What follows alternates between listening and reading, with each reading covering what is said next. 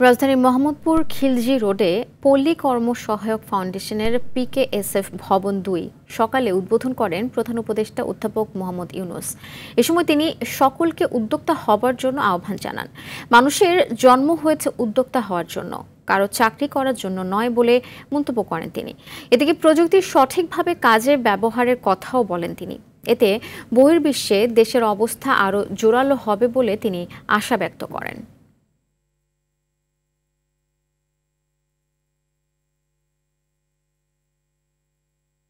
আমরা এই ভবনের উত্তরোত্তর সাফল্য কামনা করব এই উপলক্ষে। ক্রমেই এটা বড় হলো, এটার প্রচার হলো, আমরাও এটা প্রচার করলাম। বিদেশে যখন লোকজন আসে টাকার অভাবের কথা বলে আমরা যে এরকম পিকেএসএফ এর মতো তোমরা একটা করো, তাতে অনেক জায়গাতে পিকেএসএফ এর মতো এরকম প্রতিষ্ঠান করেছে তারা। এবার আমরা সবাইকে সে সুযোগ যেন দিতে পারি যে উদ্যোক্তা হবার সুযোগটা তার আছে, সেই সুযোগটা নিল কিনা। এখনো বহু রকমের মানুষ উদ্যোক্তা হয়েছে, বহু রকম।